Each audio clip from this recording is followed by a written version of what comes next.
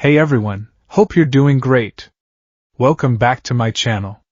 In today's video, we'll dive into what if Deku's quirk let him split into two hero and villain. Smash that subscribe button, and be sure to peek at the description below. Let's begin. The sun rose over Muzurifa with the indifferent grace of a daily miracle. For Izuku Midoriya, it was just another Thursday. He was awake long before the light crested the horizon, the faint glow illuminating the pantheon of heroes plastered across his bedroom walls. At the center of it all, a grand poster of All Might, his smile a beacon of manufactured daylight that promised safety, victory, and a world where good always triumphed. Izuku's own smile, reflected faintly in the dark glass of his computer monitor, was a more fragile thing. He was already at his desk, a fresh page open in Hero Analysis for the Future, Volume 13. The pen scratched quietly, a frantic dance of ink as he deconstructed the debut of the new hero, Kamui Woods. Strengths: lacquer chain prison was versatile, excellent for capturing multiple small-time threats, or a single large one. Weaknesses: vulnerable to fire-based quirks, limited effectiveness in open areas without anchor points. Counter strategies: team up with a hydrokinetic hero, or someone who can create rapid environmental changes. This was his ritual. His prayer. A meticulous, academic worship of a world he was determined to join, despite the single, damning truth that defined his existence: he was quirkless. A tremor started in his right hand, a faint vibration that made his neat handwriting skitter across the page. He paused, setting the pen down and flexing his fingers. It had been happening more often lately, a strange, thrumming energy under his skin when he thought too hard about his dream, or more accurately, the chasm that lay between it and his reality. He took a deep breath, forcing the sensation down, chalking it up to nerves. "Izuku? Breakfast is ready, sweetie." His mother's voice, warm and laced with a perpetual tremor of worry, drifted up from the kitchen. "Coming!" he called back, closing the notebook. The tremor subsided, replaced by a familiar, hollow ache in his chest. He ignored it, just as he always did. He pulled on his black middle school uniform, the gakurin a symbol of his mundane life, a stark contrast to the colorful costumes of his idols. He caught his reflection in the mirror, a boy with a shock of unruly green hair, wide, earnest eyes, and a constellation of freckles. He looked like a hero's sidekick, the one who gets saved, not the one who does the saving. He forced the thought away, replacing it with All Might's booming laugh. "It's fine now." "Why?" "Because I am here." He mimicked the hero's pose in the mirror, a fist pumped in the air. The smile he practiced felt like a mask, but he held it until it felt a little less fake. This was part of the ritual, too. Pushing the darkness down with sheer, unadulterated optimism. Downstairs, his mother Inko had set out a bowl of rice and miso soup. She watched him with those same wide green eyes, though hers were filled with a gentle sorrow he pretended not to see. It was the sorrow of a mother who had apologized to her 4-year-old son for his shattered dreams, her tears a testament to a genetic lottery he had lost. "Did you sleep well?" she asked, her hands fluttering nervously. "Like a log," he chirped, shoveling rice into his mouth with practiced cheerfulness. "I was up a little early finishing some analysis on Kamui Woods. His quirk is so cool, it's like..." He launched into the explanation, his words tumbling over each other. It was a familiar dance. His boundless enthusiasm was a shield, protecting them both from the unspoken truths that lingered in the quiet corners of their small apartment. She listened, nodded, and smiled, but her eyes never lost that glint of worry. She saw the tremor in his hand as he reached for his glass of water. He saw her see it, and quickly clenched his fist until the knuckles were white, forcing it to stop. The hollowness in his chest deepened. It felt like a small, cold stone had settled in his gut. He finished his breakfast, thanked his mother, and grabbed his bright yellow backpack, the All Might keychain swinging jauntily. "Have a good day, Izuku." "I will," he promised, the words tasting like ash. The promise died the moment he stepped into the classroom. The air in Aldera Junior High was thick with the casual cruelty of teenagers armed with supernatural abilities. Here, the hierarchy was simple and brutal. It was written in sparks, explosions, and the glint of sharpened claws. At the top of this food chain, radiating an aura of absolute, arrogant power, was Katsuki Bakugo. Still scribbling in that creepy notebook, Deku? Izuku flinched, instinctively hunching over his desk as Bakugo loomed over him, flanked by his two lackeys.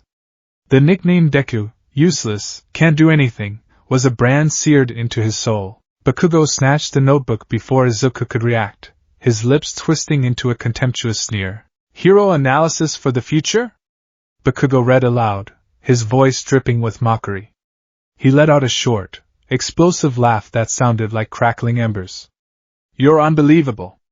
You're quirkless. You're less than a zero. What are you gonna do, throw your diary at a villain? The other students snickered. Izuku's face burned with shame. He kept his eyes fixed on a scratch on his desk, his hands clenched so tightly under the table that his nails dug into his palms. The cold stone in his gut felt heavier, colder. Give it back, Kakin! He mumbled, his voice barely a whisper. The use of their old childhood nickname was a mistake. Bakugo's sneer tightened. What did you say? He held the notebook between two fingers as if it were contaminated. Then, with a casual, almost bored motion, he pressed his palms together on either side of the book. Boom! A small, sharp explosion erupted. The smell of burnt paper and nitroglycerin filled the air. Izuku gasped, watching in horror as his notebook, blackened and smoking, flew out of Bakugo's hands and sailed out the open window. That's what I think of your future, Deku, Bakugo said, his voice low and dangerous. He leaned in close, smoke still curling from his palms. Don't even think about applying to UA.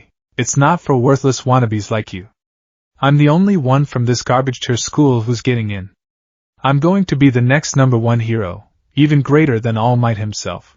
I can't have a useless, quirkless loser like you staining its reputation. Izuku didn't respond. He couldn't. His throat was tight, his vision blurry. The laughter of his classmates was a distant, roaring sound, like the ocean trying to drown him. He felt something dark and ugly coiling inside him. A hot, furious thing that wanted to scream, to lash out, to see the shock on Bakugo's face if he just hit him. It was a terrifying impulse, so alien to his nature that it made him physically ill. He shoved it down. Hard.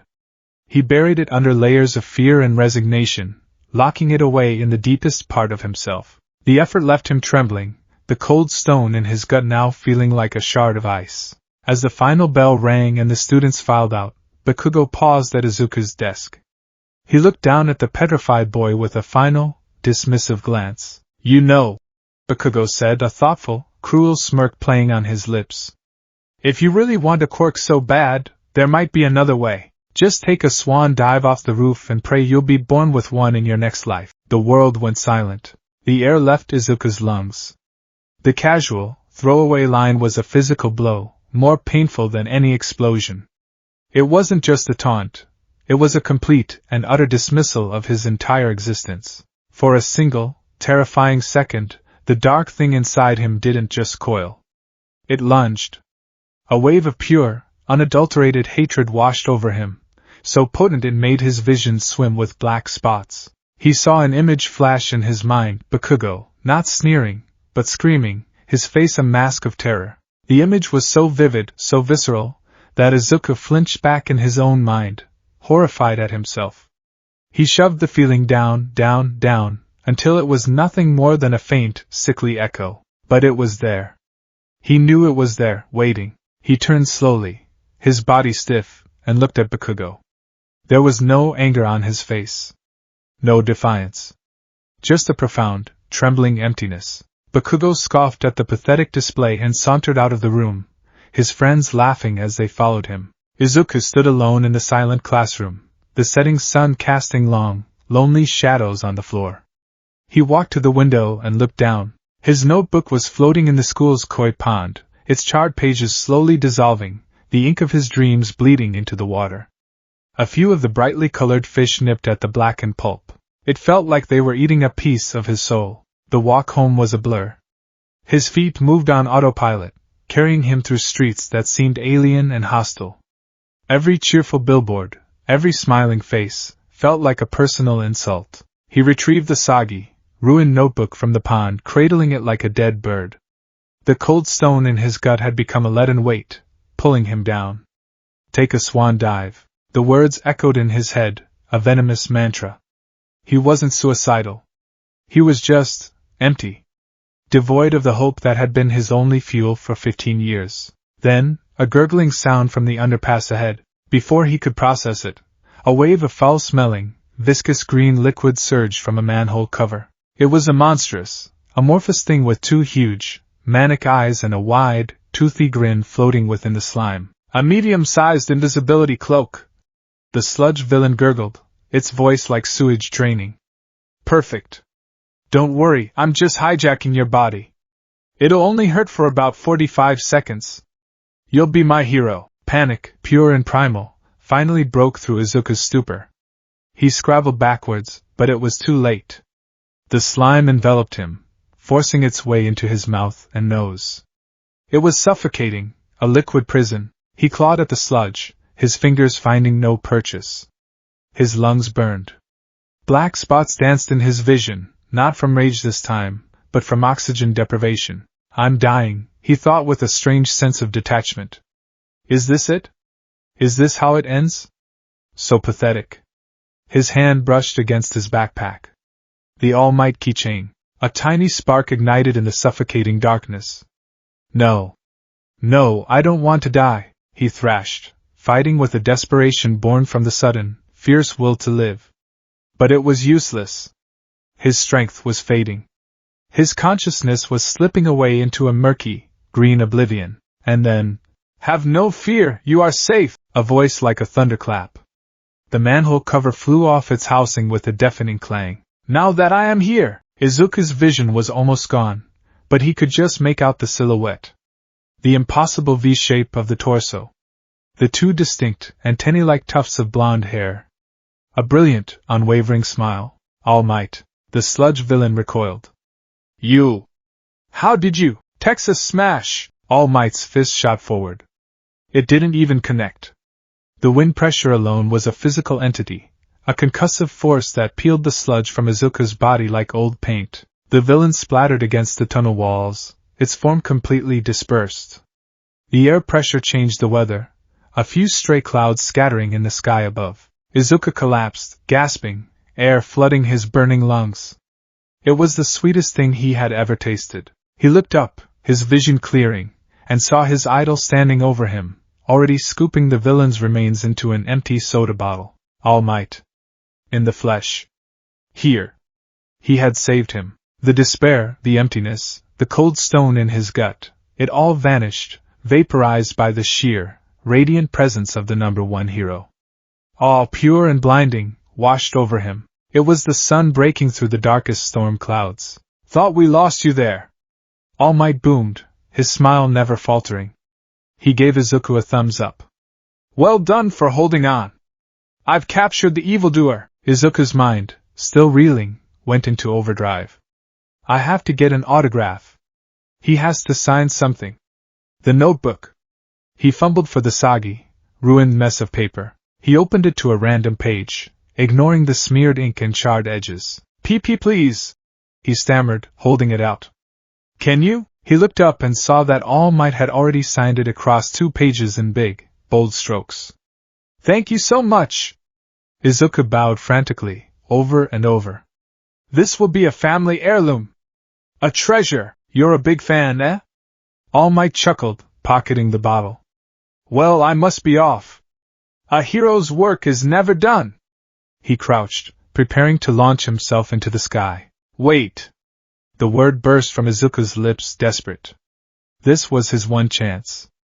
The one person in the world who could answer the question that defined his life. Ignoring every instinct for self-preservation, for politeness, for common sense, he did the most irrational thing he had ever done. He latched onto All Might's leg just as the hero took off. The flight was a terrifying blur of wind and flapping skin. All Might, shocked, quickly landed on the roof of a nearby department store. He was scolding Izuku, telling him how reckless that was, but Izuku barely heard him. His heart was pounding, a frantic drum against his ribs. This was it. The moment of truth. I have to ask you something, he gasped. All my life, everyone's told me I can't be a hero. My mom, my classmates, my teachers, they all said it was impossible. He looked up, tears streaming down his face, his expression a raw plea of desperation. Even without a quirk, can I still be a hero? Can someone like me ever hope to be someone like you? He squeezed his eyes shut, bracing for the answer. This was the turning point. All Might, the symbol of hope, would tell him yes. He had to. He was the one who said anyone could be a hero if they had the spirit. There was a moment of silence. And then, a sound that was not a booming laugh, but a pained, wheezing gasp. Steam began to pour from All Might's body. Izuku opened his eyes in confusion and watched in utter disbelief as the mountain of muscle deflated, shrinking down into a skeletal, almost emaciated man with sunken eyes and sharp, angular features. Blood trickled from the corner of his mouth. The symbol of peace was gone. In his place was a fragile, broken man. All Might, or the man who was All Might, coughed, a ragged, wet sound. He lifted his shirt to reveal a horrific, spiraling scar that dominated his torso, a vortex of ruined flesh. You want to know if you can be a hero? The man rasped, his voice thin and weary. Look at me. This is what it costs. 5 years ago, a villain did this to me. It destroyed my respiratory system and I lost my whole stomach. The surgeries wore me down. I can only do hero work for about 3 hours a day now. He gestured vaguely with a bony hand. The world needs a symbol of peace, a pillar to lean on. So I smile, to hide the fear and the weakness underneath. Izuku stared, his mind refusing to process the reality before him. This couldn't be happening. This was a nightmare. To answer your question, the frail man said, his gaze turning to Izuku. There was no malice in it, only a deep, profound sadness. A pity that was 1,000 times more painful than Bakugo's scorn. Pro-heroes are always having to risk their lives. Some villains just can't be beaten without powers. So no. I honestly don't think you can be a hero without a quirk. The words struck Izuku with the force of a physical blow. The world tilted, the colors draining away. The sun that had seemed so bright just moments ago now felt cold and distant. The cold stone in his gut, the one that had been vaporized by All Might's presence, slammed back into place. But it was no longer a stone. It was a black hole, sucking in every last scrap of light, every last molecule of hope. No. The word was a silent scream in his mind. No. Not you too. It's not bad to dream, All Might said, his voice softening slightly. But you have to be realistic. If you want to help people, you could become a police officer. They get crap for it because the heroes capture most of the villains, but it's a fine profession. He turned and walked towards the rooftop door. I have to go. And don't you go telling anyone about this. The door clicked shut, leaving Izuku utterly alone on the rooftop. The wind whipped around him, cold and uncaring. He stood frozen, the hero's words echoing in the vast, empty space where his dreams used to be. Be realistic. You can't be a hero. Bakugo's voice joined the chorus. Take a swan dive. He stumbled to the railing, his legs weak. He looked down at the city below. The people looked like ants. The cars were toys. It would be so easy. Just a single step. A final, desperate prayer for a better next life. The dark thing inside him, the one he had been fighting and suppressing his entire life, stirred once more. It wasn't coiling or lunging now. It was unraveling. The careful walls he had built around it were crumbling, eroded by the acid of utter despair. The hatred for Bakugo, the resentment for his own powerless body, the fresh, searing betrayal of his idol's words, it all swirled together into a toxic, volatile brew. He gripped the railing, his knuckles white. A single tear traced a path through the grime on his cheek. It wasn't a tear of sadness. It was a tear of pure, nihilistic rage. Then, an explosion rocked the street below. Izuku's head snapped up. Smoke was billowing from a crowded alleyway a few blocks away. People were screaming, running. His analytical mind, the one part of him not consumed by despair, kicked in instinctively. That's the direction I came from. The villain, he remembered with a jolt of horror. In the chaos of his rooftop confrontation, All Might had dropped the soda bottle. The sludge villain was free. He ran. He didn't know why. His dream was dead. His spirit was broken. but his legs moved, carrying him down the stairs and out onto the street, towards the chaos. The scene was pure pandemonium. The same narrow alleyway was now blocked by flames and a panicked crowd. Pro-heroes, Kamui Woods, Death Arms, Backdraft, were on the scene, but they were struggling. The villain had taken a new hostage, and the confined space and the hostage's own volatile Quirk were making a rescue impossible. "He's got a hostage with a powerful explosion Quirk!" someone shouted. "Kamui is weak to fire, and Death Arms can't get a grip." Izuku pushed his way to the front of the crowd, his heart a block of ice in his chest. He saw it then. The sludge villain, larger and more enraged than before, and trapped inside it, thrashing, fighting, setting off panicked, uncontrolled explosions, was Bakugo. Their eyes met. For a split second, across the flames and the screaming, their gazes locked. Bakugo's eyes, usually so full of arrogant fire, were wide with terror. He was suffocating. He was helpless. He was asking for help, and Izuku felt nothing. No. That wasn't right. He felt something. A cold, grim satisfaction. The dark thing inside him purred. He's getting what he deserves. The world is finally fair. He watched as the heroes held back, unable to act. He watched as All Might stood in the crowd in his skeletal form, clutching his bleeding side, his face a mask of self-loathing and powerlessness. He watched as his childhood friend, his tormentor, his bully, was slowly being murdered, and a part of him, a dark, honest, and terrifying part, was glad. But then, he saw Bakugo's desperate, terrified eyes again. And underneath the cold satisfaction, another instinct stirred. The one he thought was dead. The one that filled notebooks with analysis. The one that dreamed of saving people with a smile. It was a faint flicker in the overwhelming darkness, a single dying ember. His legs moved. It wasn't a choice. It wasn't a decision. It was a biological imperative, a reflex more deeply ingrained than survival. One moment he was standing in the crowd, a passive observer to a deserved fate, and the next he was sprinting, his yellow backpack bouncing wildly, straight towards the monster. "No, you idiot! Stop!" Death Arms yelled. He didn't hear him. The world narrowed to a single path. He ran, his mind a whirlwind. "What am I doing? I can't do anything. Stop. But he's suffocating. I have to do something. I'm going to die." His mind flashed to his notebook. Page 25. Sludge Villain Analysis. Weaknesses, solid components, specifically the eyes and teeth. Vulnerable to displacement. He unslung his backpack as he ran. It was a stupid, desperate plan, but it was a plan. He swung it with all his might and hurled it at the villain's face. A pencil case flew out, a sharp corner striking the villain directly in its massive eye. The monster roared in pain, its grip loosening for a fraction of a second. Bakugo was able to gasp for air.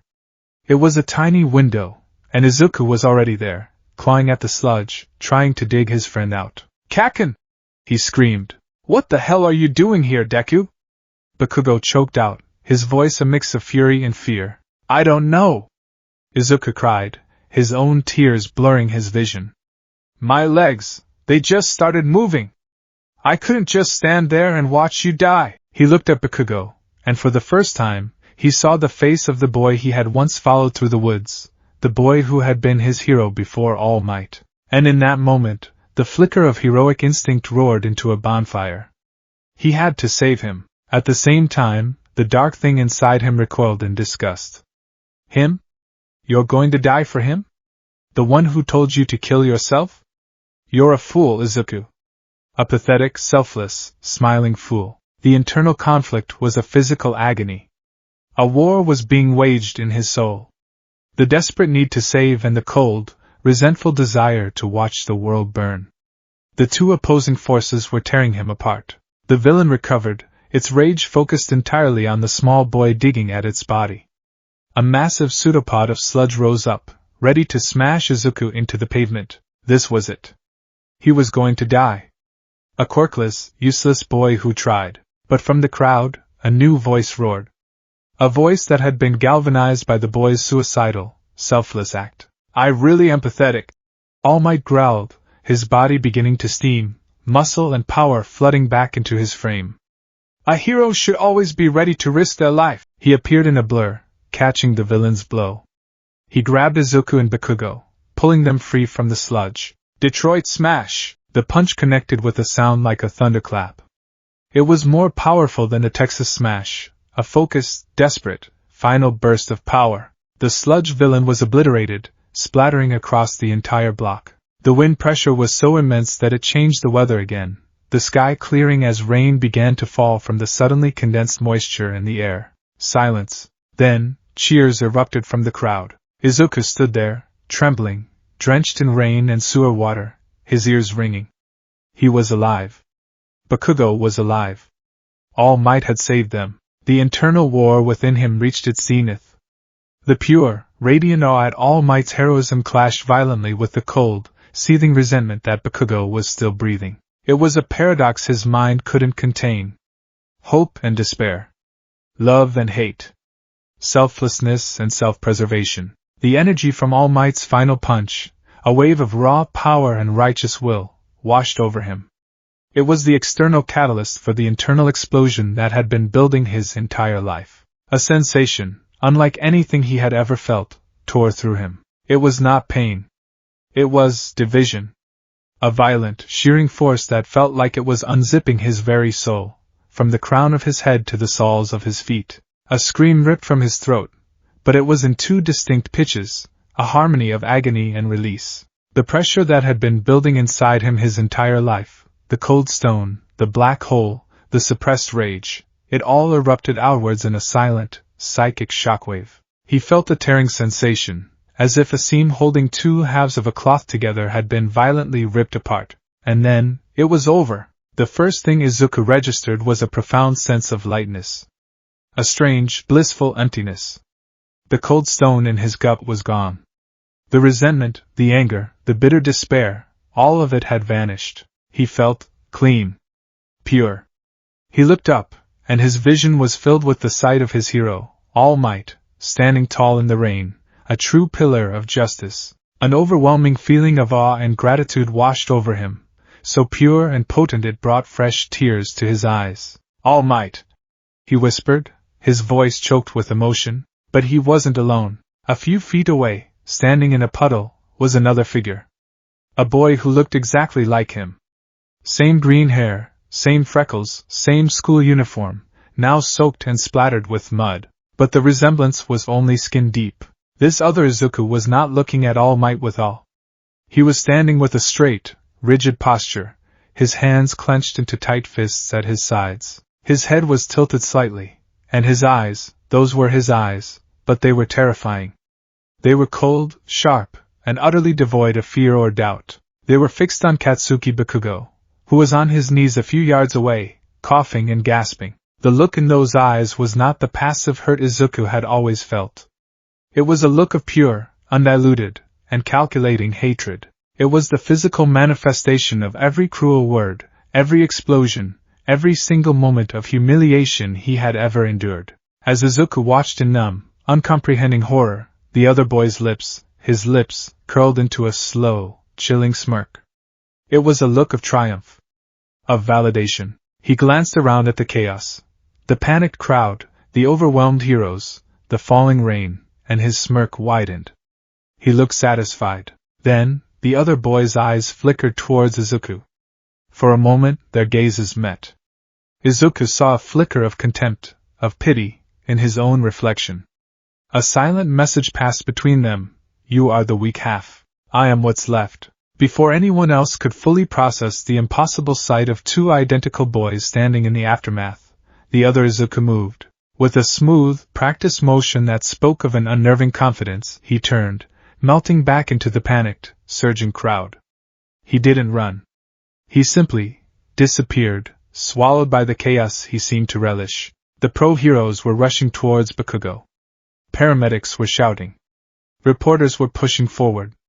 But All Might was frozen, his heroic smile gone, replaced by a look of profound shock. His gaze flicked from the spot where the second boy had vanished, to the trembling, purely good-hearted Izuku standing before him, and he understood. This wasn't a cloning quirk. This was something far more terrifying. He had just witnessed a soul tear itself in two, and one half was a perfect, aspiring hero.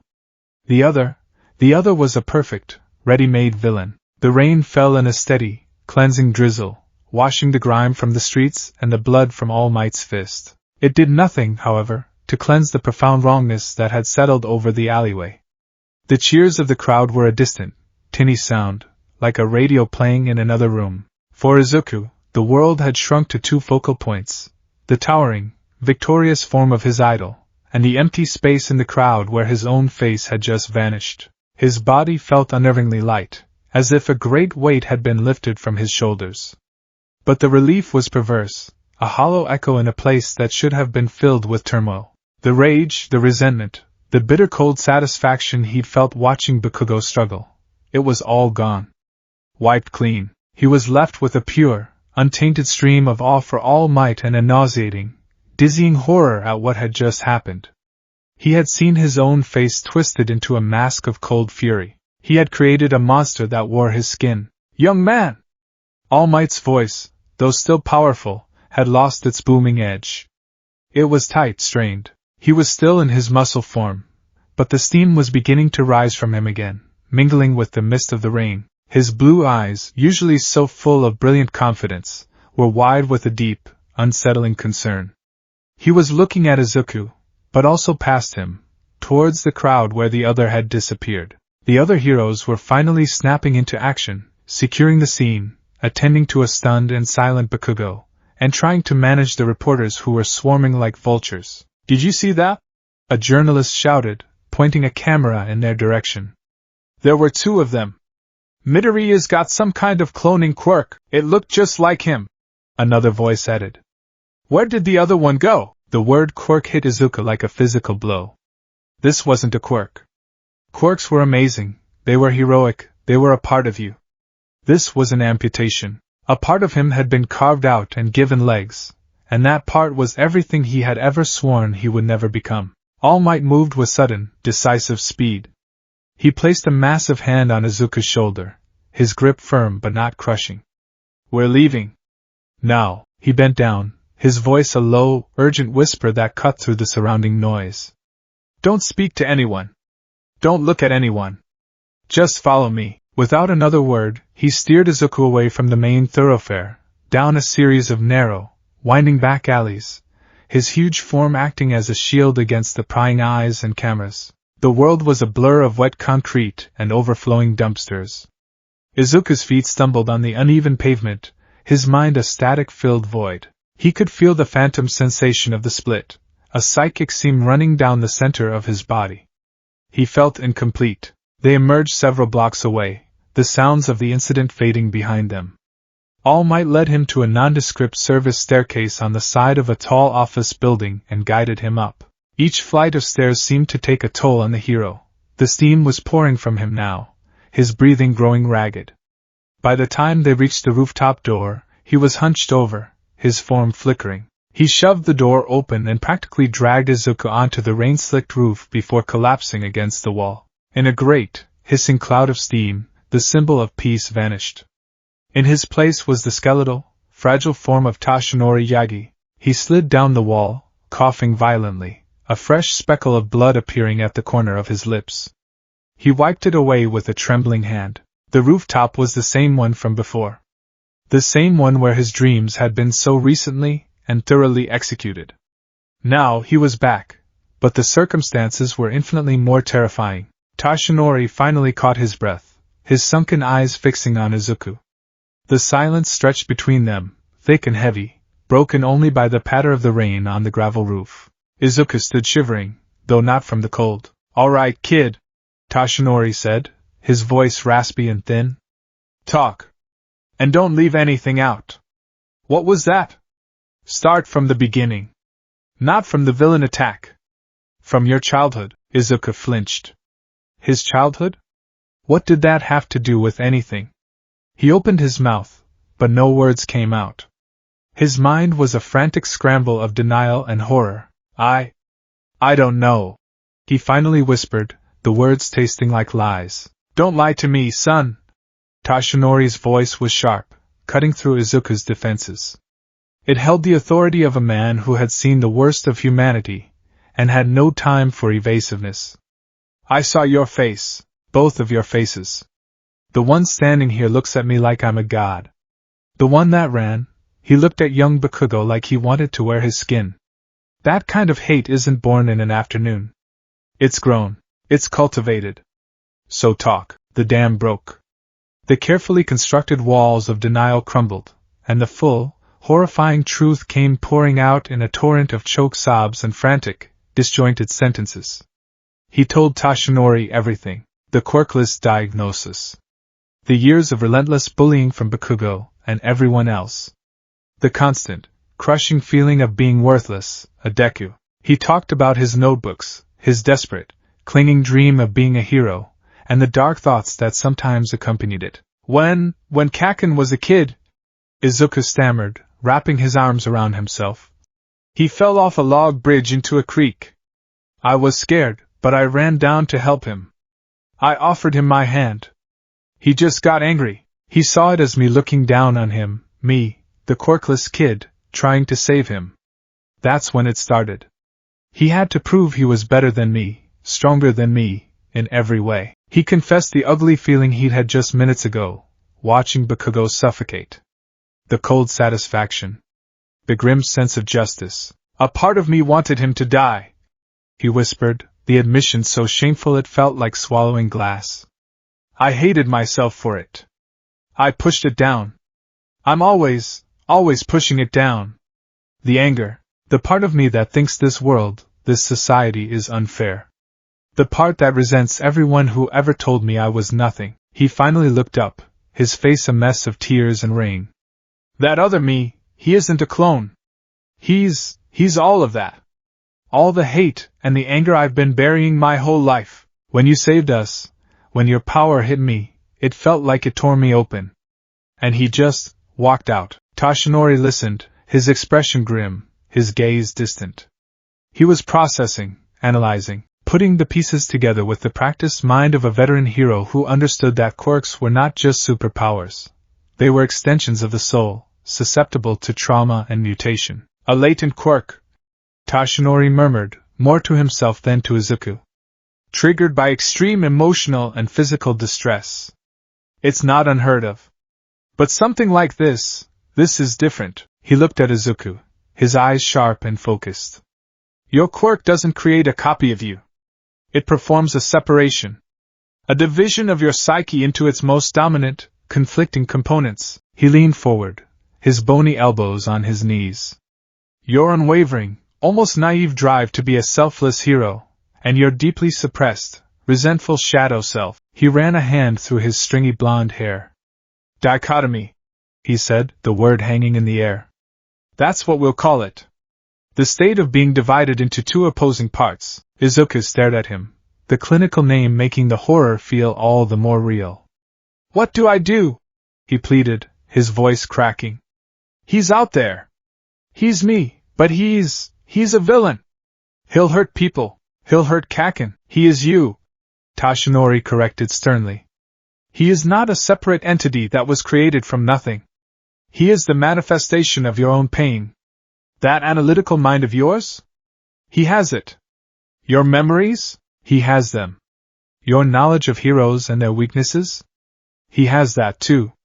And he has it all without the filter of your compassion or your hesitation. That makes him incredibly dangerous. The weight of that statement settled on Izuku, threatening to crush him. He had not just unleashed a monster, he had armed it with his own life's work. He sank to his knees on the wet gravel, the fight completely gone out of him. It's my fault, he choked out. I'm a monster. You were right. I can't be a hero. I created a villain. Stop that. Toshinori's voice was soft, but firm. He pushed himself to his feet and stood over Izuku, a frail but somehow still imposing figure. Stop it right now. What happened today was the result of 15 years of trauma reaching a breaking point. But what happens next? That is what will define you, he coughed, steadying himself against the railing.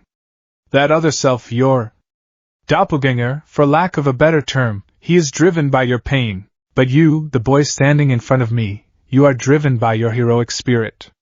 In the face of absolute despair, after I, your idol, crushed your dream, you still ran in to save your tormentor. You did it without a quirk, without a plan, because your body moved on its own. Do you understand what that means? Izuku looked up, confused. It means that your drive to save is more deeply ingrained in you than your drive to hate. It is your most fundamental instinct, Tashina said. That is the quality that makes a true hero. Not quirks, not power. That self-sacrificial spirit. He took a deep, shuddering breath. I was wrong, young man. On this rooftop not an hour ago, I told you to be realistic. I told you that you couldn't be a hero. I was a fool. I was projecting my own fears, my own limitations onto you. Now I am telling you that you must become a hero. Izuku's eyes widened, a flicker of stunned disbelief cutting through his misery. This is your responsibility now. Toshinori continued, his gaze intense. No other hero can fight him. No one else can understand him. You are two halves of a whole. You must be the one to find him. You must be the one to stop him. And to do that, you need to be stronger. Faster. Smarter. You need to learn to control not just your body, but your emotions, so a split like this never happens again. You need to become a symbol. Not of peace, perhaps, but of control. Of balance. He extended a thin, bony hand to Izuku. I will train you, he said, the words a solemn vow. I will help you harness the heroic spirit that is the core of your being.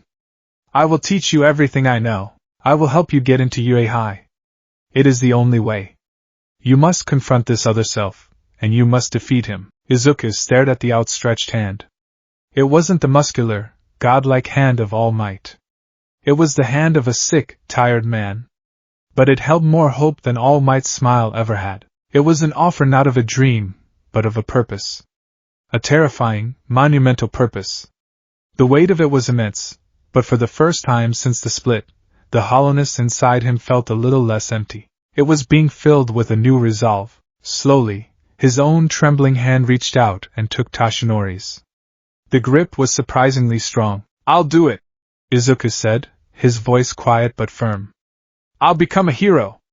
And I will stop myself. Freedom was a physical sensation. It was the rain on his skin, not as a damp inconvenience, but as a clean, sharp shock to the senses. It was the jostle of the crowd, not as a source of anxiety, but as a chaotic current to be navigated with fluid ease. It was the air in his lungs, tasting of ozone and fear, a delightful cocktail he had never allowed himself to savor. The other Izuku, the one who wept, the one who hesitated, the one who clung to pathetic, childish dreams, was gone. In his place was a clarity so profound it was like seeing the world in a higher resolution for the first time. The fear, the doubt, the endless, crippling compassion that had served as a mental ball and chain for 15 years had been excised. He was left with the core components, a razor-sharp intellect, a lifetime of meticulously gathered data, and a deep, abiding well of resentment that now felt less like a poison and more like a fuel source. He moved through the panicked mob with an eerie calm, his smaller frame slipping through gaps a larger person would miss.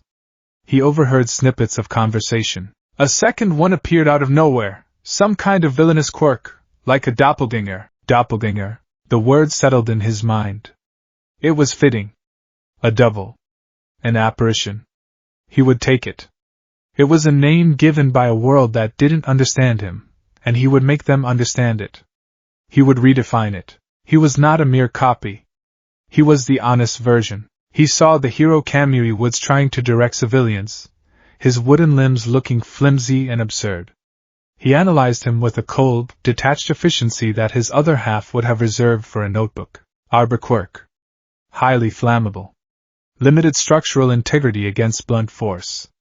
Overly reliant on large-scale captures, poor performance in close quarters against a fast opponent. Pathetic. He saw death arms, all bluster and brawn, yelling pointlessly. Super strength, but slow. Predictable movements. A brawler, not a fighter. Useless. He saw All Might, back in his true form now, spiriting away his weaker half. A flicker of something, not jealousy, but a cold, intellectual curiosity, passed through him. He recognized the frailty. He saw the wound. The symbol of peace was a lie. A fragile old man hiding behind a mask of muscle and a stupid smile. The entire foundation of their society was a sham, and he was perhaps the only one who could see it so clearly. This was not a world that needed saving. It was a world that needed purging. He broke free from the crowd and melted into the labyrinthine alleys of the city. He needed a place to think, to consolidate his new reality. He found it in an abandoned section of the industrial district, a derelict warehouse with shattered windows and the ghost smell of rust and decay. It was perfect. He walked to the center of the vast, empty floor. Rainwater dripped from the ceiling, each drop echoing in the cavernous space. He closed his eyes, accessing his memories. They were all there, perfectly preserved. Every taunt from Bakugo. Every pitying look from his teachers. Every tearful, apologetic whisper from his mother. Every single second of his life, but now he could view them without the debilitating filter of emotion. They were just data points, evidence in a long list of grievances against a corrupt and broken world. He opened his eyes and walked towards a large, grimy pane of glass that was still miraculously intact. He stared at his reflection. It was his face, there was no denying it. The same unruly green hair, the same spray of freckles. But the expression was entirely new. The wide-eyed, hopeful innocence was gone. In its place was a sharp, focused intensity. A look of absolute certainty. He didn't see a monster. He saw a boy who had finally stopped lying to himself. He saw the truth. Deku is dead, he whispered to the reflection, his voice clear and steady. He was a useless, crying child who thought a smile could fix a broken bone. He raised a hand to the glass, his fingertips resting against the cool surface. I am what's left. I am the consequence. He smirked, the same chilling expression from the alley. My name is Doppel. A noise from outside the warehouse interrupted his reverie. Shouting. A woman's scream, high-pitched with terror. Followed by a man's gruff, demanding voice. Just give me the purse, lady, and nobody gets hurt. Doppel's eyes narrowed. He moved towards the sound with a silent, predatory grace. Peeking through a crack in the warehouse's large sliding door, he saw the scene. A common street thug, big, dumb, and armed with a cheap knife, had a middle-aged woman cornered. Classic, pathetic crime. The kind heroes love to stop for a quick, easy bit of press. The woman was crying, fumbling with her purse strap. The mugger was impatient, waving the knife menacingly. The old Izuku would have frozen. He would have panicked, looked for a hero, maybe tried to cause a distraction and gotten himself stabbed for his trouble. Doppel felt no such impulse. He analyzed the situation in a fraction of a second. Mugger, approximately 180 centimeters, 90 kilograms. Right-handed. Minor strength-enhancing quirk, judging by the slight bulge in his forearm muscles. Overconfident, sloppy stance. Victim, hysterical, no threat. He didn't move to save the woman. He moved to punish the man. He slid the warehouse door open just enough to slip out, the rusted metal groaning softly. The sound was enough to make the mugger turn his head. Who the hell? That was all he managed to say. Doppel closed the distance in 3 silent steps. He didn't throw a punch. He didn't make a sound. He drove the heel of his palm upwards, a precise and vicious strike directly under the man's nose. It was a move he'd seen a pro hero, a martial arts specialist, use in a documentary. He'd analyzed it for hours in his notebook, memorizing the physics, the point of impact, the result. The crunch of cartilage was sickeningly loud. The man's eyes rolled back in his head as an explosion of pain and shock flooded his senses. He dropped the knife, which clattered to the pavement, but Doppel wasn't done. The goal wasn't just to incapacitate. It was to deliver a message. As the man staggered back, clutching his shattered nose, Doppel swept his leg out, hooking the man's ankle and sending him crashing to the ground. Before the mugger could even process the fall, Doppel was on top of him. He grabbed the man's right wrist, the knife hand, and bent it back at an impossible angle. Snap! The sound was sharp and final, like a dry twig breaking. The man let out a choked, agonized scream. Doppel stood up, looking down at the whimpering, broken form on the wet asphalt. He felt no remorse. No pity. Only a cold, clinical sense of a problem being solved efficiently. Justice, in its purest, most undiluted form. He glanced at the woman. She was staring at him, her face a mask of terror and confusion, her eyes wide not with gratitude, but with fear. She was looking at him like he was the monster. He saw her gaze flicker from him to the groaning man on the ground and back again. She took a half step away from him. He scoffed under his breath. She's afraid of the cure, not the disease. He turned his back on them both. He saw a discarded black hoodie on top of a trash can, likely left behind by a fleeing civilian earlier. He picked it up. It was a little big, but it would do. He pulled it on, raising the hood to shadow his face. It felt right. A layer of anonymity. A uniform for his new purpose. He walked away without a backward glance, the sounds of the woman's terrified babbling, and the mugger's pained moans fading behind him. He knew his path now. Izuku wanted to be the smiling hero who saved people. Fine. Let him play that game. Dappa would be the shadow. He would be the one to do what was necessary. He would be the one to carve out the rot that the so-called heroes were too weak, too sentimental, to even touch. He would bring true justice to this world, one broken bone at a time. The walk home was the longest of Izuku's life. Every shadow seemed to hold a flicker of his own face.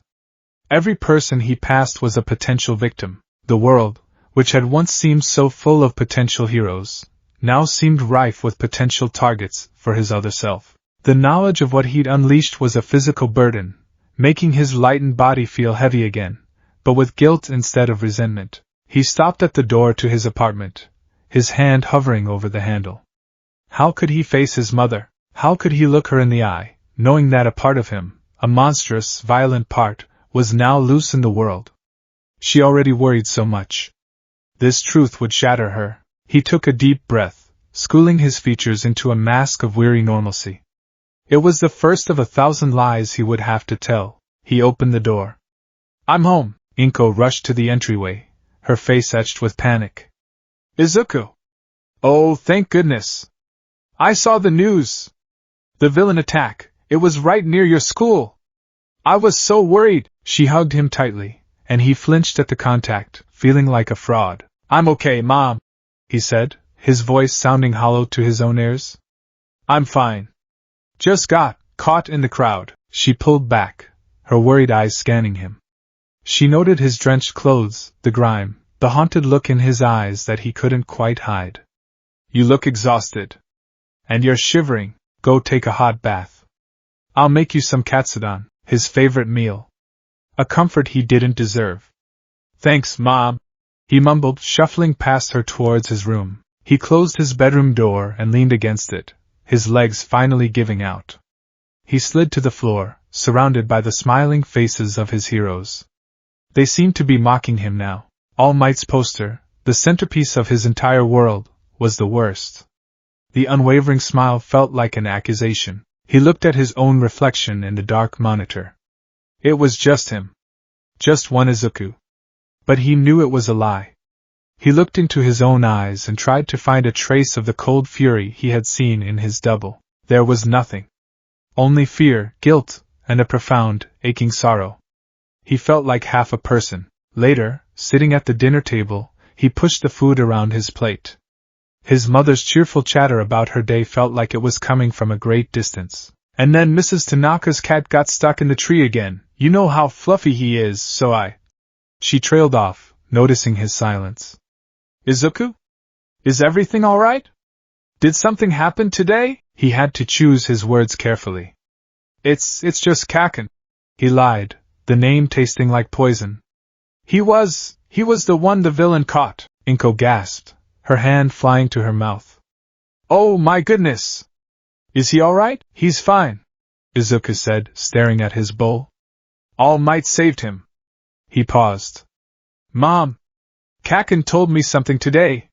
He told me I should just give up. That I should, well, it wasn't very nice. He let the understatement hang in the air. I guess it just got to me. It was a half-truth, but it was enough. Inko's expression softened from worry into a deep, familiar sadness. She reached across the table and placed her hand on his. Oh, Izuku, don't you listen to a word Katsuki says? You have a heart of gold. You are a hero in all the ways that matter. Her words, meant to comfort, felt like a knife twisting in his gut. A heart of gold? Half of his heart was now walking the streets, looking for someone to hurt. He pulled his hand back, forcing a weak smile. I know, Mom. I'm just tired. That night, sleep offered no escape. He dreamt of two boys standing on either side of a deep chasm. One reached out a hand, pleading. The other simply smiled, that cold, terrifying smile, and turned his back, walking away into darkness. He woke up with a start, his phone buzzing on his nightstand. It was an unknown number. He hesitated, then answered. Young Midoriya? It was Tashinori's voice. All might.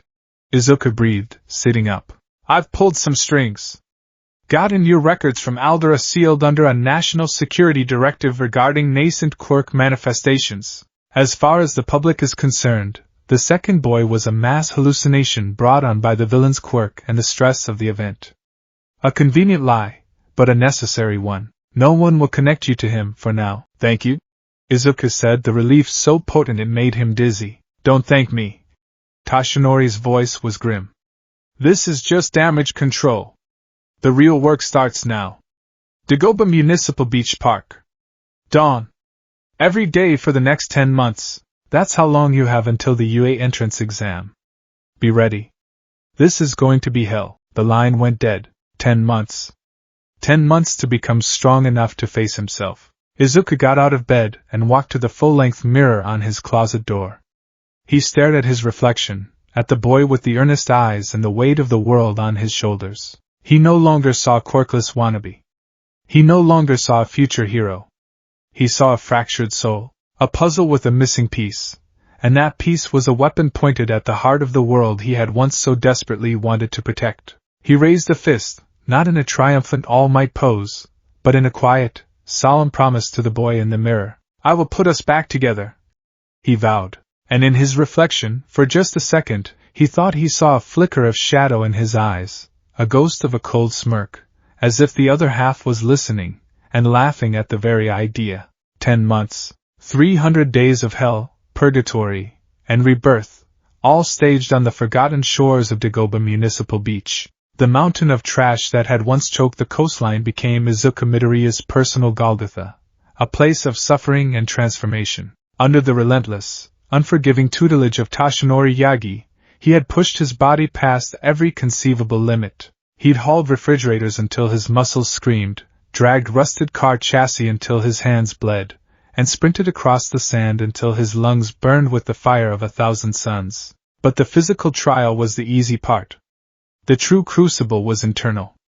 Every single day was a war against himself, a battle to maintain the delicate, fragile equilibrium that kept his shadow self dormant. All Might, no, Tashinori, had devised a brutal mental regimen. Meditation in the cold morning surf. Emotional control drills amidst exhausting physical labor. Constant, repetitive mantras whispered until they were etched into his very being. Breathe. Center. Balance. You are one. You are whole. He learned to recognize the telltale signs of emotional imbalance.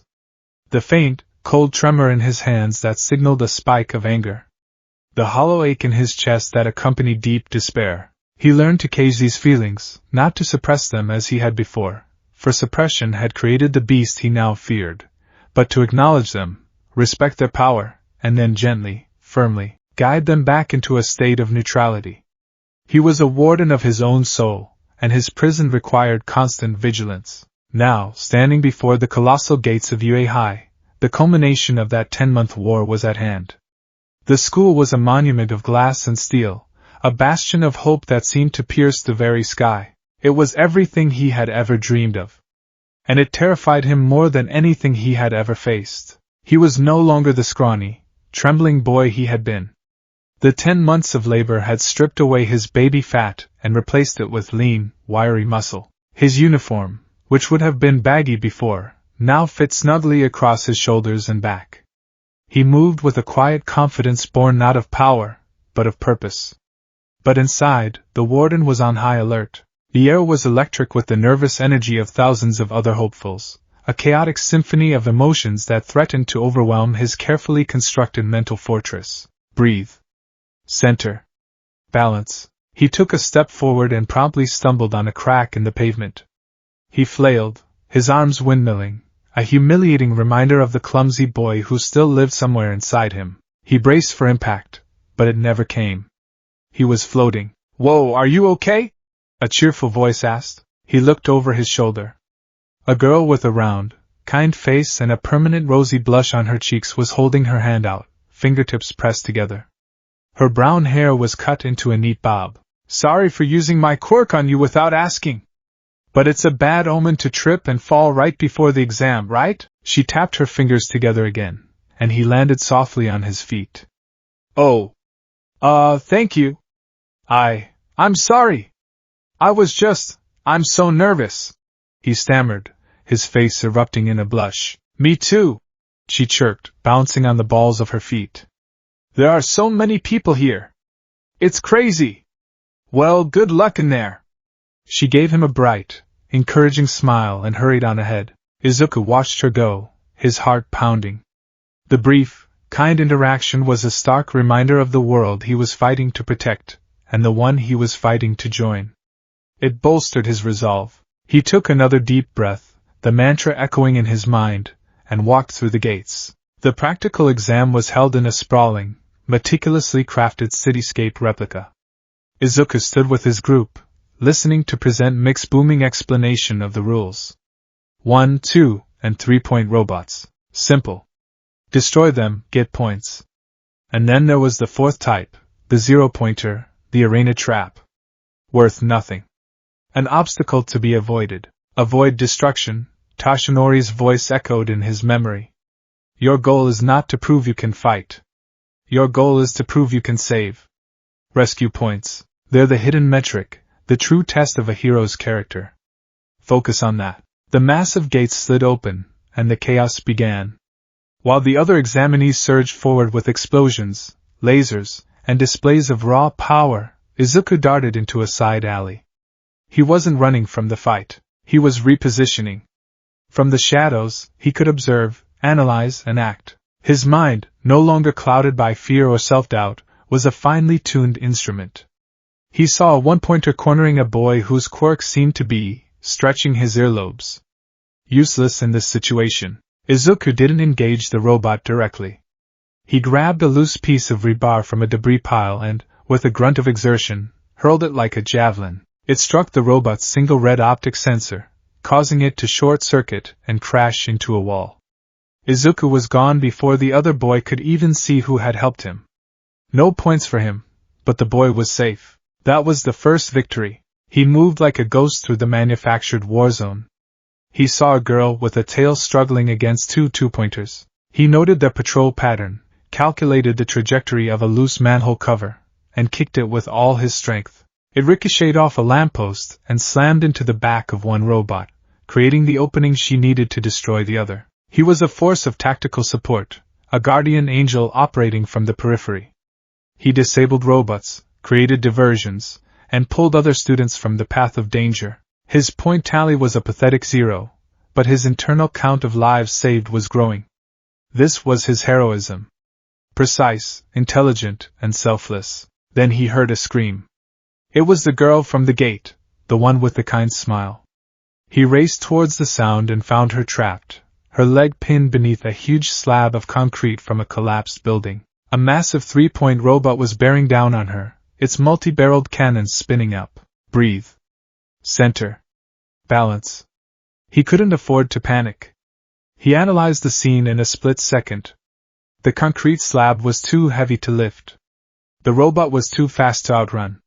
Direct confrontation was suicide. He needed leverage. He saw a wrecked bus lying on its side nearby. The robot's path would take it right past the vehicle.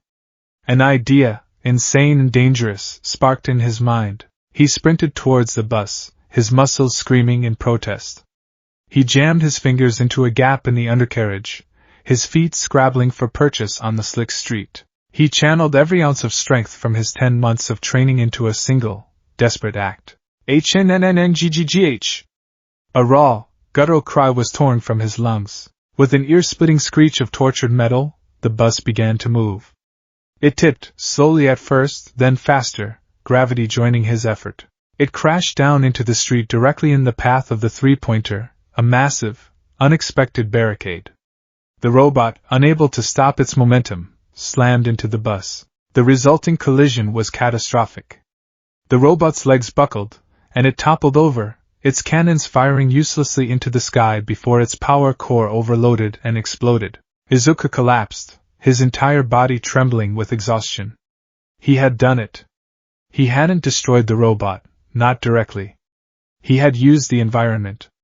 He had used his mind. He scrambled over to the girl. "Are you okay?" he gasped, his voice hoarse. "My leg, it's stuck." She winced, tears in her eyes. He examined the slab. It was too heavy, but maybe. He didn't have to lift the whole thing. He just needed to shift the pressure. He found a sturdy metal pipe and wedged it under the edge, then put his entire body weight onto it. The slab lifted, just a few inches, but it was enough. She pulled her leg free, wincing. "Thank you," she said, her voice full of genuine gratitude. "You saved me." Before he could respond, the ground began to shake. A shadow fell over them, vast and absolute. From behind a skyscraper, the zero-pointer emerged. It was a titan, a Goliath of green metal and black wiring that dwarfed the tallest buildings. It was less a robot and more a walking natural disaster. Its single, glowing red eye scanned the battlefield, and its colossal arms swung with building-crushing force. Everyone ran. The instinct to flee was primal, overwhelming. Izuku stood his ground, his body shielding the injured girl. He watched the monsters advance, his mind racing. Too big. Too powerful. No discernible weaknesses on its chassis. Its movements are slow but devastating. A city clearer, not a combatant. Its purpose is intimidation. The girl, Ochako Uraraka, was trying to stand, but her ankle was clearly sprained. They couldn't outrun it. Izuku's mind flashed back to Tashinori's lessons. Every opponent, no matter how big, has a weakness. Find it. Explode it. He scanned the Titan again, his eyes darting over every detail. The legs were massive, like pillars. But the joints, at the ankle of the robot, he saw a series of exposed hydraulic pistons and power conduits. They were armored, but the armor plating seemed thinner there, designed for flexion, not direct impact. It was a weak point. A tiny, almost insignificant one, but it was there. He couldn't break it. Not with his strength. But he didn't have to. "When I tell you to, use your quirk on the biggest piece of debris you can find," he yelled at Uraraka. "What?" she asked, confused. "Just trust me." He sprinted towards the behemoth, a tiny, determined figure charging towards oblivion. The other examinees who were fleeing stopped and stared, thinking he was insane. The zero-pointer's foot came down, the impact shaking the very foundations of the city. Izuku dodged, the wind from the blow nearly throwing him off his feet. He was now at the base of the Titan, directly beneath its massive leg. He looked back at Uraraka and saw she was watching him, her hand outstretched towards a car-sized chunk of a collapsed wall. He gave her a sharp, definitive nod. "Now!" She slapped her hand on the debris. "Release!" she yelled, and the massive block of concrete floated into the air. At the same time, Izuku took the metal pipe he had used as a lever and jammed it deep into the complex joint of the robot's ankle, wedging it between two of the primary hydraulic lines. It was a tiny act of sabotage, like a splinter in a giant's heel. The robot took another step. The pipe, caught in the immense pressure of the joint's movement, bent and then snapped, but not before it ruptured one of the hydraulic cables. Pressurized fluid sprayed everywhere. The robot's ankle joint faltered for a microsecond, a barely perceptible wobble. But a microsecond of imbalance for a machine that size was a fatal flaw. The Titan's step faltered. Its full weight, meant to be distributed evenly, came down at a slight angle. The already strained joint couldn't handle the shearing force. With a scream of rending metal that was louder than any explosion, the entire ankle assembly buckled. The zero-pointer, the unbeatable obstacle, lost its footing. It staggered, its single red eye wide with what looked like mechanical surprise, before it came crashing down, its descent a slow-motion avalanche of steel and broken dreams. It landed with an earth-shattering impact, shaking the entire arena and kicking up a tidal wave of dust. It was defeated. Not by a punch, but by physics. The buzzer sounded, signaling the end of the exam. Izuku stood in the settling dust, his chest heaving, his body screaming. He hadn't earned a single villain point, but as he looked at the stunned face of Uraraka, and the awestruck faces of the other examinees staring at the fallen Goliath, he felt a flicker of something he hadn't felt in 10 months. Hope.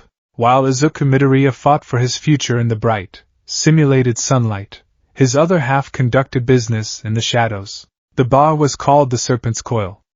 It wasn't on any map, and its entrance was a rust-colored, unmarked door in a piss-scented alley in the city's forgotten industrial gut. Inside, the air was thick with the smell of cheap whiskey, stale cigarette smoke, and quiet desperation. It was a watering hole for the city's low-level scum, information brokers, petty thieves, and enforcers for gangs too insignificant to attract the attention of major heroes. In a secluded back booth, Jiren, the information broker for the League of Villains, took a long drag from his cigarette, his eyes narrowed. He was a man who prided himself on knowing everyone who mattered in the underworld. But the boy sitting across from him was an anomaly. He called himself Doppel. He'd appeared on the scene about 8 months ago, a ghost in a black hoodie. He never showed his face, never wasted a word. His reputation had grown quietly but quickly. They said he was a strategist, a phantom who could get any piece of information for the right price. They also said he was terrifyingly brutal. A low-level villain named Knuckleduster had tried to double-cross him on a deal. Knuckleduster was found a day later in a dumpster, not dead, but with every joint in both of his hands systematically and precisely shattered. It was a message.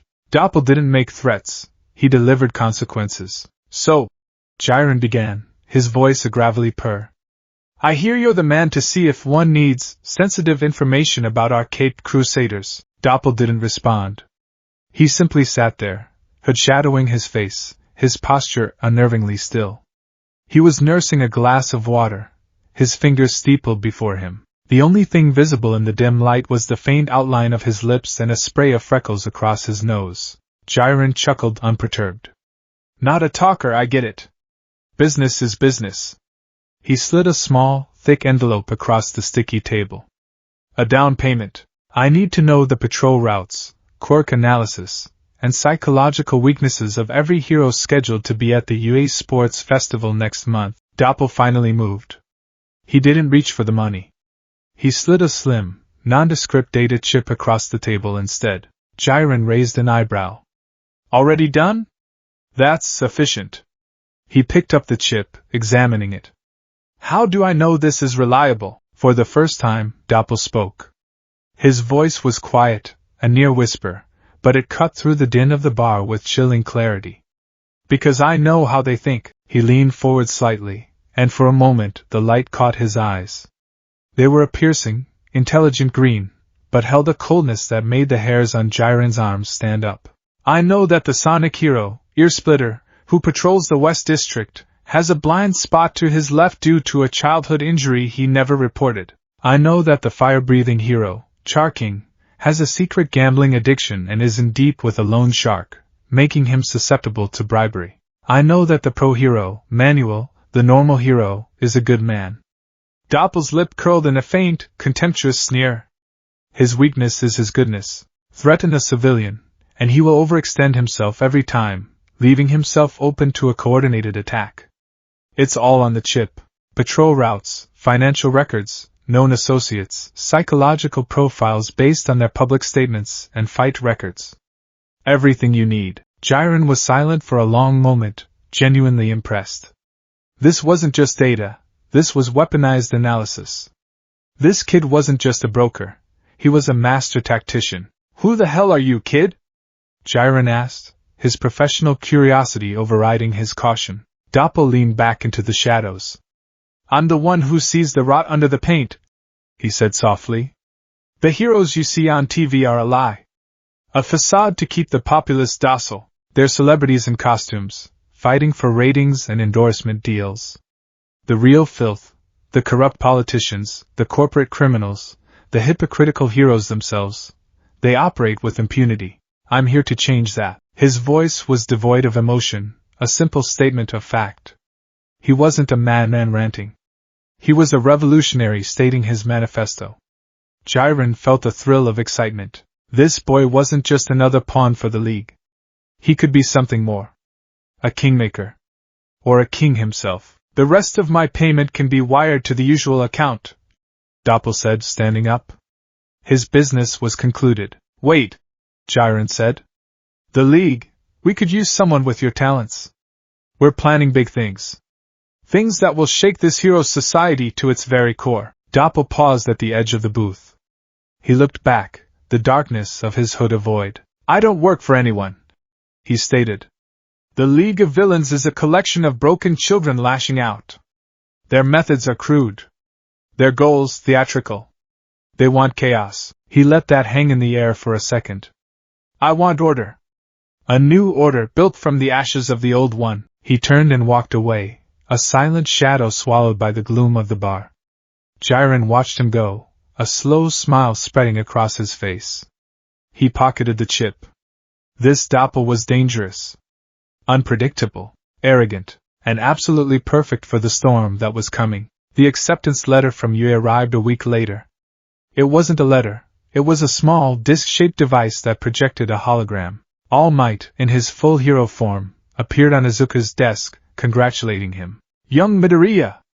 I am here as a projection! He boomed. He explained that Izuku had passed, not just with his own merits, but with flying colors. The hologram replayed footage from the exam, his tactical takedowns, his rescue of Uraraka, and his brilliant, insane plan to fell the zero-pointer. While you earned a grand total of 0 villain points, All Might declared, a proud grin on his face. You earned the highest rescue points score in the history of the UA entrance exam. 60 points, a truly heroic result. Izuku sat stunned, tears welling in his eyes.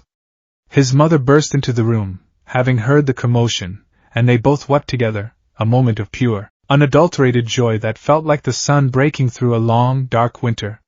For the first time, he felt like he was on the right path.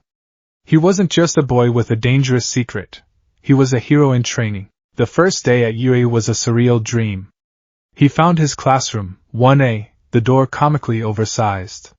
He steeled himself and walked in. He saw the serious, glasses-wearing boy from the exam hall arguing with a familiar, spiky-haired blonde, Bakugo. Their eyes met across the room. Bakugo's face went through a rapid series of emotions, shock, confusion, and then a deep, simmering rage.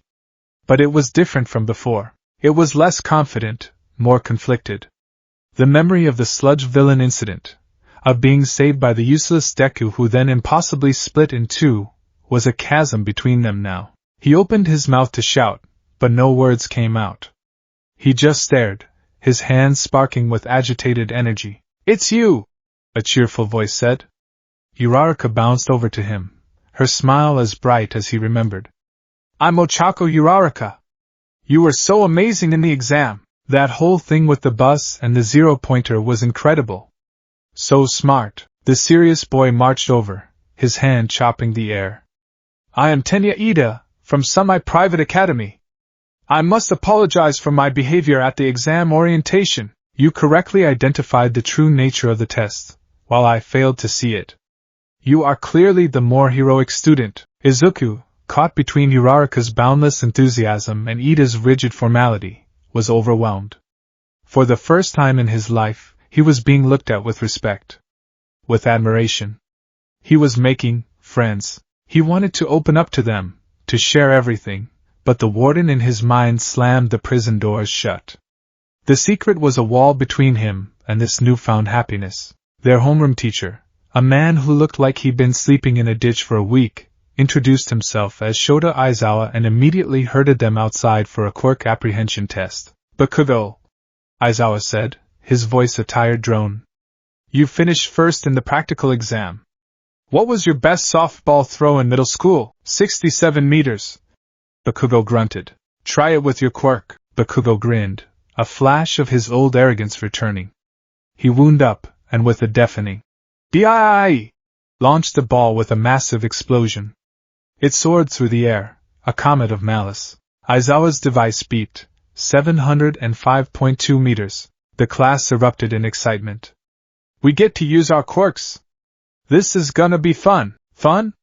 Aizawa's voice dropped, and his hair began to float, his eyes glowing a menacing red. You think this is fun? The person who scores last in these 8 tests will be judged to have no potential and will be expelled immediately. Panic seized the class. Izuku felt a cold dread wash over him. Expelled? On the first day? Without a quirk to enhance his performance, he was at a massive disadvantage. He could feel the old despair, the familiar coldness, trying to creep back in. Breathe. Center. Balance. He forced it down. He couldn't afford to lose control now. The tests were grueling. The 50-meter dash, the long jump, the grip strength test, he performed adequately, his physically conditioned body allowing him to keep pace with the lower-end quirk users, but he was nowhere near the top. He was hovering near the bottom of the rankings. It all came down to the final test, the ball throw. He stepped up to the circle, the ball feeling heavy in his hand. He could hear the whispers of his classmates. He hasn't used his quirk once. Is he saving it? What can he even do? He looked at Aizawa. The teacher's eyes were narrowed, focused solely on him. This was the real test. Izuku took a deep breath. He didn't have a flashy quirk. He had his strength, his mind, and his training. He wound up, channeling the form Tashinori had drilled into him. He focused all his energy into a single point, at the tip of one finger, a trick to maximize force distribution. He threw. The ball sailed through the air. Aizawa's device beeped. 46 meters. A wave of pitying silence washed over the class. Izuku's heart sank. It wasn't enough. He had failed. I erased your quirk. Izuku whirled around. Aizawa's eyes were glowing red, his scarf-like capture weapon floating around him. I saw your record. The sludge villain incident. The impossible split, a powerful and dangerously unstable manifestation-type quirk. You were planning on using it, weren't you? Breaking your own arm for a flashy score like you see on TV. Izuku shook his head, confused. No, a hero who is a one-trick pony, a liability who needs saving after every fight, is no hero at all, Aizawa said, his voice cutting.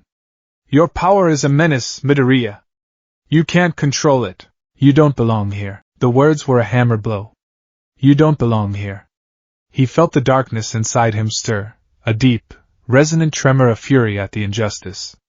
He's just like the others. Judging you?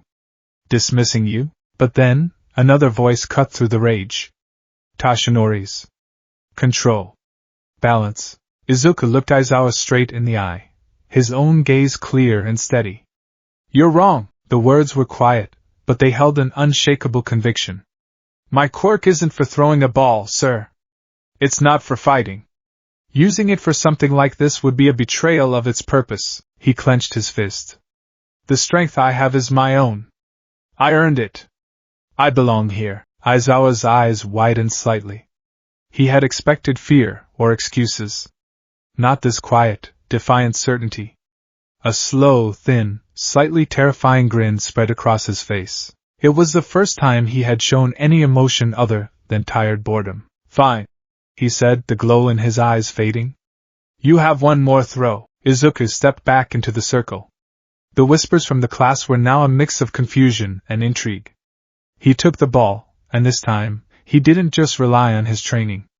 He relied on his mind. He calculated the angle, the wind resistance, the perfect application of spin using the physics he had memorized from his hero analysis.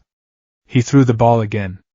It wasn't a spectacle of power, it was a masterpiece of technique. It flew straight and true, farther than before. Aizawa held up the device. 78.4 meters. It wasn't a record-breaking score. It wasn't even in the top half of the class. But it was respectable. It was the result of pure, quirkless effort and intelligence. It was enough. As Izuku walked back to the group, passing Bakugo, the blond boy grabbed his arm. Deku! He growled, his voice low and shaking. What the hell was that? First the villain, then the exam, And now this. What are you? Izuku met his gaze, his expression unreadable. I'm the same person I've always been, Kaken. He pulled his arm free and walked away, leaving Bakugo staring after him, more confused and uncertain than ever. At the end of the day, Izuku walked out of the UA gates with Uraraka and Ida, their cheerful chatter a balm on his frayed nerves. He felt a sense of belonging he had never known, a fragile shoot of hope growing in the barren landscape of his soul. He was a student. He was a friend. He was, for the first time, part of something. And miles away, in the deepening twilight, Doppel stood on a rooftop overlooking the city. The lights of the metropolis spread out below him like a circuit board, intricate and flawed.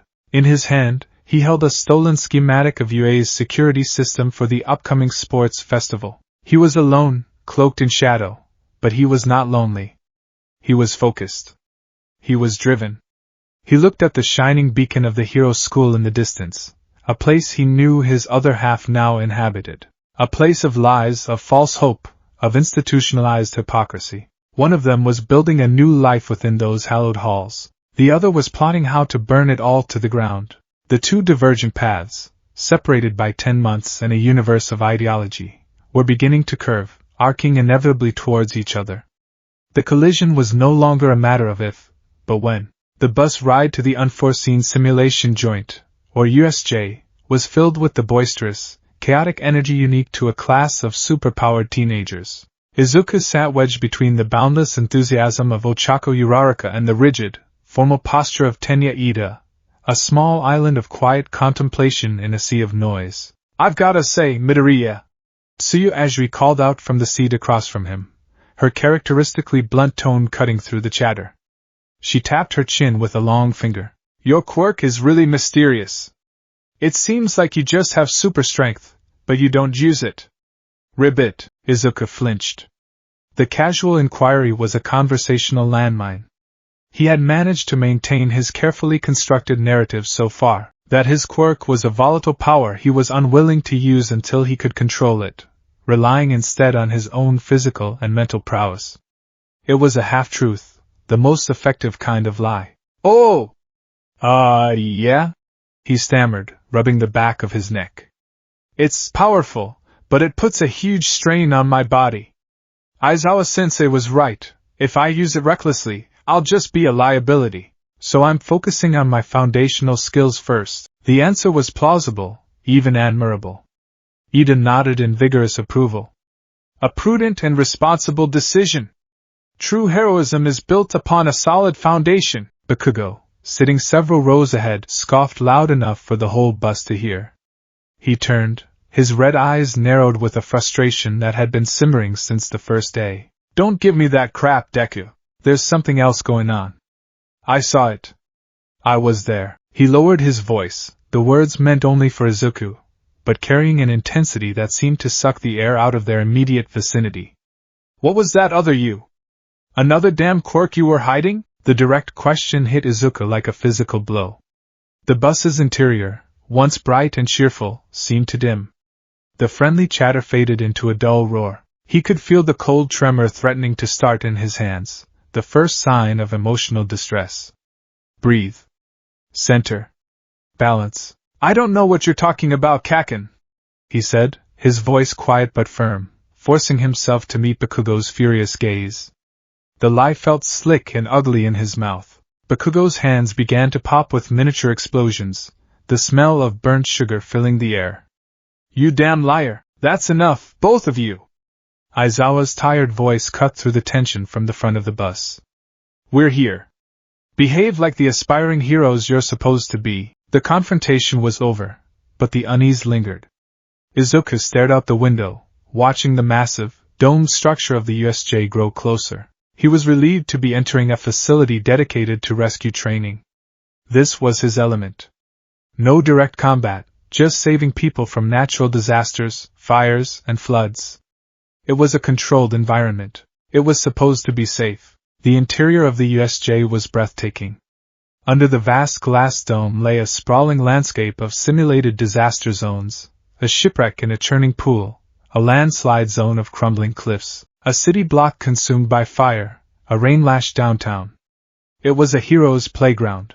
Standing at the entrance to greet them was the space hero, 13, her puffy, spacesuit-like costume a familiar sight from hero magazines. She launched into a passionate speech about her quirk, black hole, and how, despite its immense destructive power, she had learned to use it for rescue, for clearing debris and saving lives. In this society, she said, her voice echoing slightly inside her helmet, it is all too easy to focus on the flashy, combat-oriented quirks, but I want you to remember that any power, no matter how dangerous, can be used to save people. That is the lesson we hope you'll learn here today. Izuku listened, captivated. Her words resonated with his own struggle, his own philosophy. This was what he believed. This was the kind of hero he wanted to be. As 13 finished her speech, Aizawa looked around. All right, that's it. Now wait. Where's All Might? He was supposed to meet us here. 13 held up 3 fingers, a gesture Izuku recognized as a subtle signal between heroes. He reached his limit on his way to work this morning, sir. He's resting in the faculty lounge, Aizawa sighed, a plume of weary exasperation. That man is the height of irrationality. Well, it can't be helped. The plan is, he never got to finish the sentence. The lights in the facility flickered and died, plunging them into a dim, eerie twilight lit only by the disaster simulations. In the central plaza, directly below them, the main water fountain sputtered and warped. A swirling vortex of dark, purple-black mist began to expand, a blooming stain of wrongness in the center of the facility. From the heart of the mist, a face materialized. A pair of sinister, glowing yellow eyes. Then a hand covered in other severed hands, pale and gray, gripping his arm with a morbid possessiveness. A figure stepped out, a lanky man with shaggy, pale blue hair, scratching furiously at his neck. Tamura Shigaraki. Behind him, the mist continued to disgorge figures. Dozens of them. A motley, terrifying collection of low-life villains and thugs, their faces twisted in snarling anticipation. And at the back, a hulking, monstrous creature with an exposed brain and a beak-like mouth, its muscles bulging unnaturally. The Nomu. The warping gate opened on its own. A voice made of mist and shadow announced, as the purple fog coalesced into a form wearing a sharp suit. We're in. Apologies for the delay, Tamura Shigaraki. Shigaraki's scratching intensified, the sound like sandpaper on bone. Kurojairi, where is he? I went through all the trouble of bringing this whole crowd, All Might, the symbol of peace, and he's not even here? A petulant, childish rage filled his voice. He tilted his head, a gesture of pure psychopathy. Maybe if we kill a few of his students, he'll decide to show up. The reality of the situation crashed down on Class 1A. This wasn't a simulation. This wasn't a drill. This was a real villain attack. Aizawa reacted instantly. 13, protect the students. Kaminari, try to get a signal out. He pulled his yellow goggles over his eyes, his capture weapon unfurling around him like living serpents. The rest of you, don't move! These aren't just thugs. This is a coordinated infiltration. Without another word, he leaped from the top of the stairs, a lone, dark figure plunging into the sea of villains below. He was a whirlwind of motion, a master of anti-quirk combat. He erased powers with a glance, his capture weapon a blur, ensnaring and incapacitating villains with brutal efficiency. He was one man against 100, but he was holding his own. We have to go! Ida shouted, trying to herd his classmates towards the exit. But it was too late. The misty villain, Kurojairi, teleported in front of them, his form a swirling vortex of purple and black. I won't allow that. Kurojairi's voice was unnaturally polite. My purpose is to scatter you and torture you to death. Welcome. His misty form expanded, engulfing them. There was a sickening sensation of being pulled in a dozen directions at once, a disorienting vortex of darkness. Izuku squeezed his eyes shut, the world dissolving into chaos. When he opened them, he was falling. He hit the water of the shipwreck zone with a jarring splash, the cold shock stealing his breath. He surfaced, gasping, and saw he wasn't alone. Ajiri was already paddling calmly nearby, and Minoru Mineta was screaming, purple spheres popping from his head in a panic. What was that? Mineta shrieked. We're gonna die. Calm down, Mineta-chan, Azuri said, her voice a steady anchor in the chaos. They probably didn't know our quirks when they scattered us. They put me, a frog, in the water. It was a bad move on their part. Ribbit. Izuku's mind was already racing, pushing past the initial shock. They knew the schedule. They knew All Might was supposed to be here. This is a planned assassination. But their intel was flawed. They didn't know he'd reached his limit. And they don't know our quirks. We have an advantage. In the water below, villains with aquatic quirks began to converge on their small boat. They were grinning, confident. They saw 3 students, easy prey. We have to fight, Izuku said, his voice firm. He looked at his companions. Azuri-san, you can jump and stick to walls, and you have your tongue. Mineta-kun, your spheres are super sticky. We can use that. We can win this. The confidence in his voice was contagious. Mineta stopped screaming, his eyes wide. Azuri gave a slow, thoughtful nod. They formulated a plan, a desperate but brilliant strategy born from Izuku's analytical mind. As the villains closed in, Izuku took a deep breath. He flicked his middle finger, channeling a tiny, infinitesimal fraction of the physical power he now possessed. Not enough to break a bone, just enough to create a shockwave. It was a technique Tashinori had taught him, a way to simulate a quirk without truly activating his own. Delaware smash! Air Force! He yelled. The surface of the water erupted. A powerful whirlpool formed, sucking the astonished villains in towards the center of the boat. Now, Mineta-kun! Mineta, his face a mask of terrified determination, began ripping the purple spheres from his head and hurling them into the water. They bobbed on the surface of the whirlpool, a sticky minefield. The villains, pulled together by the vortex, became hopelessly stuck to each other and to the spheres, a giant, thrashing ball of trapped criminals. Azuri then used her long tongue to grab Izuku and Mineta, leaping from the boat just as the villains' combined weight caused it to capsize and sink, dragging the trapped mass down with it. They landed safely on the shore, their part of the battle won. They were safe, but the fight was far from over. From their vantage point, they could see Aizawa.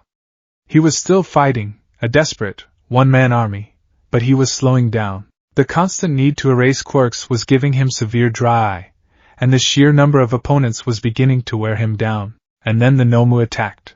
The hulking beast moved with impossible speed, appearing behind Aizawa in an instant. It caught the hero's punch, its grip like iron. It slammed Aizawa's head into the concrete, the sound a sickening crunch. It broke his arm. Then the other one. It was a brutal, systematic dismantling of a pro-hero. Izuku watched in horror, his body frozen. He saw Shigaraki walk over, his creepy, 5-fingered hand reaching for Azuri's face.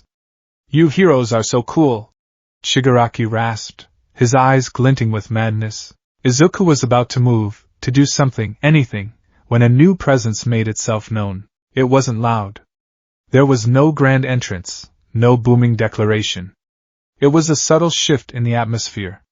A sudden drop in temperature, a silence that fell over a small corner of the battlefield, so profound it was more jarring than any explosion. On the edge of the central plaza, near the entrance to the landslide zone, a figure stood. He was wearing a simple black hoodie, the hood pulled low, shadowing his face. His posture was relaxed, almost casual, but it radiated a chilling stillness. He was an island of absolute calm in the raging storm of the battle. Izuku's blood ran cold. The warden in his mind screamed a silent alarm. It was a primal recognition, a part of a whole recognizing its missing half. It was him, Doppel. Doppel had not come to the USJ to fight. He had come to observe. His information network, a web of whispers and digital ghosts, had picked up the chatter about the League's plan. A direct assault on Yui property. An attempt to kill All Might. It was bold, theatrical, and, in his opinion, incredibly foolish. It was a child's tantrum on a grand scale. But it was also an opportunity. An opportunity to gather data. He had bypassed the USJ's compromised security with an ease that was almost insulting, slipping in through a service entrance 5 minutes after the League made their noisy arrival. He moved through the periphery of the disaster zones, a phantom in the artificial twilight, his senses taking in every detail of the battle. He watched Aizawa fight, his analytical mind dissecting the hero's style. Erasure Quirk. Highly effective, but requires line of sight and has a time limit based on eye moisture. He compensates with extreme skill in hand-to-hand combat and his capture weapon. Impressive, for a man destined to fail against overwhelming numbers. He watched his other half, Izuku, in the shipwreck zone. He saw the flicker of power, the Delaware smash. He saw the quick, analytical mind formulate a plan to trap the water villains. A faint, contemptuous smile touched his lips. Still trying to win without hurting anyone. Still relying on others. Pathetic. But clever. He had to give him that. It was, after all, his own cleverness. He had no intention of interfering. This was not his fight. He was an observer, a scientist studying a chaotic experiment.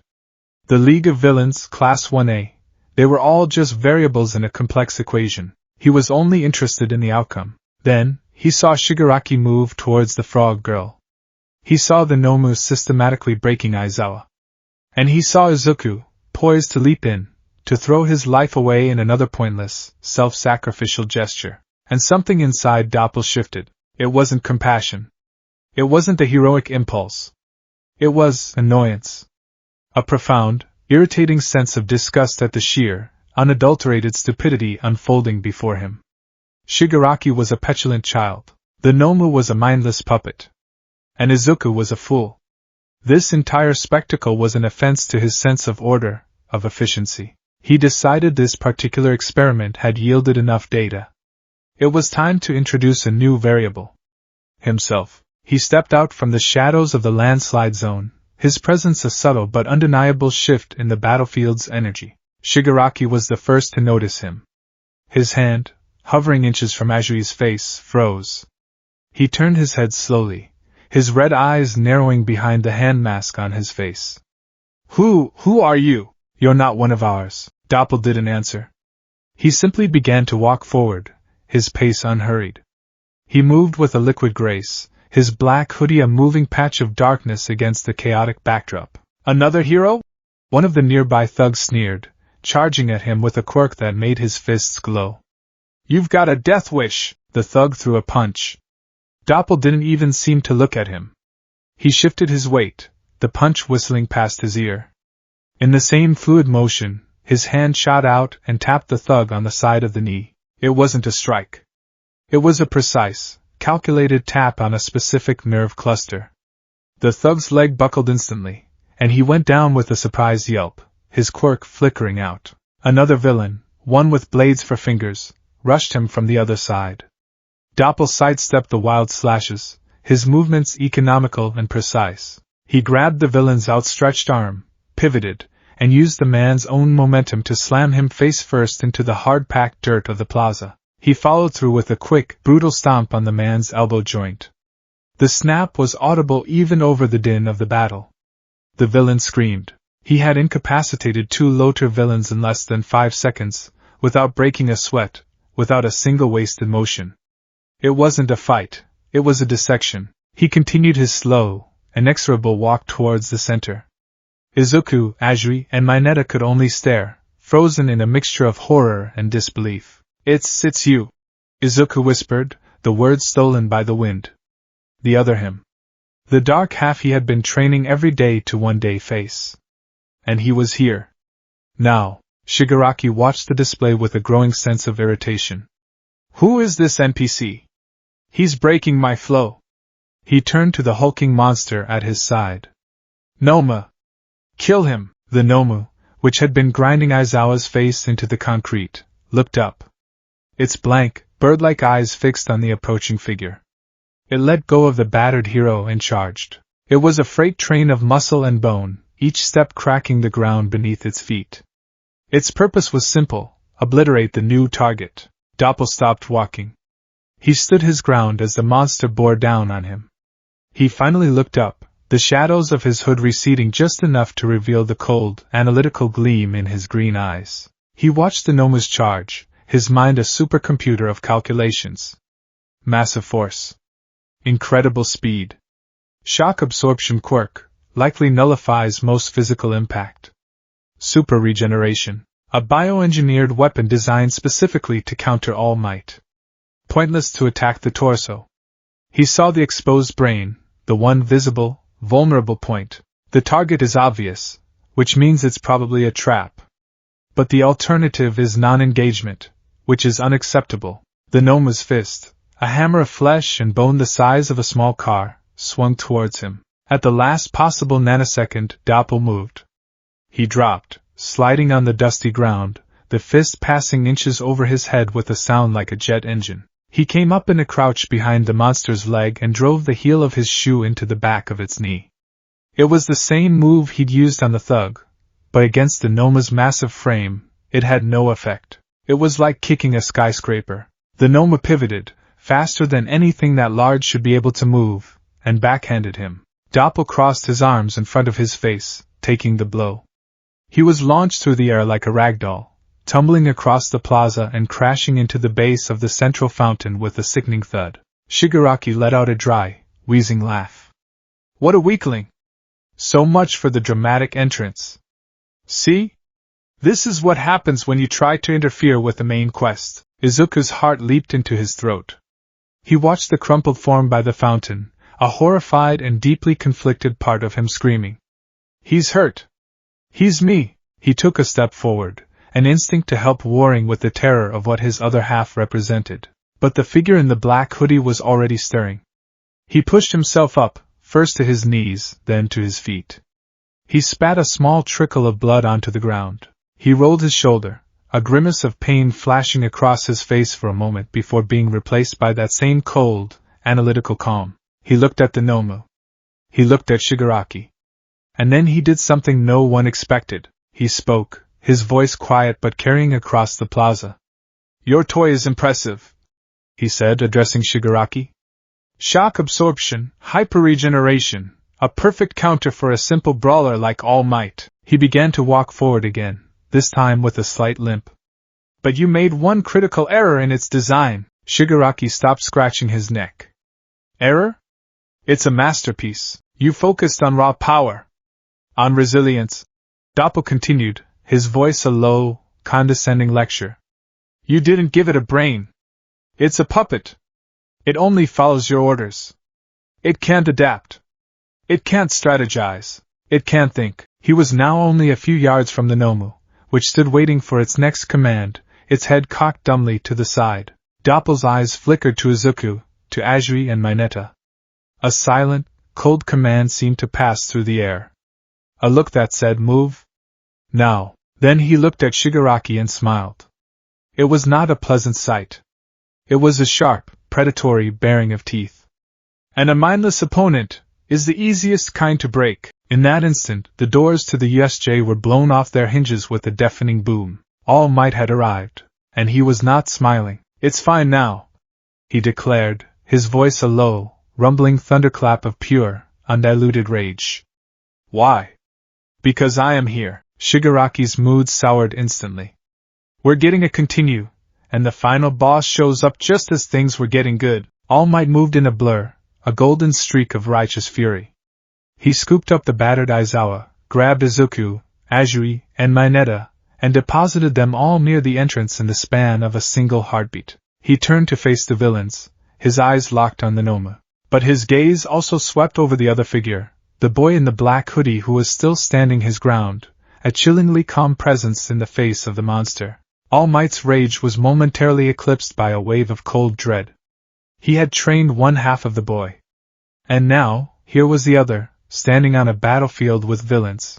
The confrontation that followed was a clash of titans. All Might versus the Noma. It was a brutal, earth-shaking brawl. Fists flew faster than the eye could see, each impact sending shockwaves that cracked the ground and shattered the remaining glass in the dome. All Might was landing hundreds of blows, but the Noma's shock absorption was negating them all. The monster, in turn, was landing its own devastating punches, its only goal to restrain the hero. Izuku watched, his mind racing. The shock absorption isn't infinite. There has to be a limit. He has to hit it with more than 100% of his power. But as the battle raged, something else was happening. Doppel was not engaging. He was circling the fight, a predator stalking its prey, his eyes missing nothing.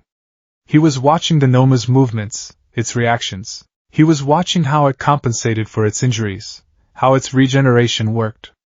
He wasn't watching a fight, he was downloading data. Shigaraki, meanwhile, was monologuing, ranting about his hatred for All Might, about the hypocrisy of heroes. This Noma was made to kill you, All Might. He will hold you down while Kurojire's warp gate cuts you in half. It was then that Bakugo, Kirishima, and Todoroki, who had defeated the villains in their own zones, reappeared on the scene. Bakugo let out a furious roar and blasted Kurojire, pinning him down. Todoroki encased half the Noma's body in a massive glacier of ice. All we have to do is keep these two from helping their monster, Kirishima yelled, hardening his skin. The tide seemed to be turning. All Might, seeing his chance, ripped the Noma free from the ice. You villains really are green, he said, his voice grim. You think that was enough to stop me? He began to fight with a renewed ferocity, but it was a battle of attrition. The Noma was a perfect counter. It was Doppel who saw the opening. Todoroki's eyes had made the Noma's frozen limbs brittle. All Might's frantic struggle had created hairline fractures in the creature's body that its regeneration was struggling to keep up with. Its movements were becoming sluggish, its shock absorption less effective. Doppel moved. While All Might had the Noma locked in a grapple, Doppel darted in, silent as a wraith. He leaped onto the monster's back, scrambling up its muscular frame like a spider. What is he doing? Uraraka cried from the entrance. Shigaraki shrieked in rage. Get off him! Noma, kill that pest! But the Noma was fully occupied with All Might. It couldn't react. Doppel reached the creature's neck. He drew a small, wicked-looking combat knife from inside his hoodie, a weapon he had clearly come prepared with. He didn't try to stab the exposed brain. Instead, with a series of quick, precise cuts, he severed the bundle of cybernetic cables and organic nerve stems that connected the brain to the spinal column. It was a surgeon's strike, executed with a killer's intent. The Noma's body went rigid. Its struggles against All Might ceased. The light in its blank eyes flickered and died. Its limbs went limp. It was still a mountain of flesh, but its connection to its master, its very will to fight, had been severed. It was just a corpse that hadn't realized it was dead yet. Doppel leaped off its back, landing silently on the ground. Everyone stared. All Might, the villains, the students. They had all witnessed something impossible. The unbeatable monster hadn't been defeated by overwhelming power, but by a single, precise, and brutally efficient act of sabotage. All Might recovered first. He shoved the now limp Noma away from him. Young man, he started, his voice a mixture of awe and terror. Doppel didn't even look at him. His cold, calculating eyes were fixed on Shigaraki. Your toy is broken, he said, his voice flat. He took a step towards the villain leader. Now, let's talk about your flawed ideology. Shigaraki was trembling, not with fear, but with an explosive, childish rage. You cheated! You broke my toy! You ruined the game! He lunged, not at All Might, but at Doppel, his 5 fingers outstretched, ready to disintegrate him. Doppel stood his ground, a faint smirk on his lips. But before Shigaraki could reach him, a series of gunshots echoed through the dome. The bullets struck Shigaraki in the arms and legs, forcing him back. The pro-heroes had arrived. Snipe, Present Mike, Midnight, and Principal Nizu himself stood at the entrance, their expressions grim. Sorry we're late, Nizu said, perched on Aizawa's shoulder. I gathered everyone I could. Kurojire, seeing the situation was lost, enveloped the injured Shigaraki in his warp gate. This is a retreat, Tamura Shigaraki. We have failed. No! Shigaraki screamed, his voice filled with fury as he was pulled into the portal. I will kill you! All of you! But you first! His wild, hateful eyes were locked on Doppel. You, the NPC who cheated. I'll remember you. And then they were gone. The remaining low-level thugs, seeing their leaders vanish, quickly surrendered. The battle for the USJ was over. In the sudden, ringing silence, all eyes turned to the boy in the black hoodie. He stood alone in the center of the plaza, a figure of profound and terrifying competence. He sheathed his knife and turned to leave. Stop right there! All Might's voice boomed, full of authority. You are not going anywhere. You have a lot to answer for. Doppel paused. He turned his head slowly, his face still shadowed by the hood. His gaze swept over the assembled pro-heroes, the battered but triumphant students, and finally landed on Izuku. Izuku stood frozen, his heart a frantic drum against his ribs. This was it. The confrontation he had been dreading. Then he saw it. The look in his other self's eyes. It wasn't anger. It wasn't hatred. It was a cold, dismissive pity. It was the look a master gives a novice. A look that said, "You see? This is how it's done. Your way is weak." The most chilling part was that, deep down, a small, treacherous part of Izuku couldn't help but agree. Doppel had been more effective, more efficient, more successful than anyone else on the battlefield. Bakugo was the one who broke the spell. He pushed past Kirishima, his face a mask of horrified, furious confusion. He stared at Izuku, then at the figure in the hoodie, his mind finally connecting the dots of a terrifying truth. "Deku!" he breathed, the name no longer an insult, but a question. He pointed a trembling finger at Doppel. That thing, that's what I saw, isn't it? After the sludge villain. It's you." The secret was out. The lie was broken.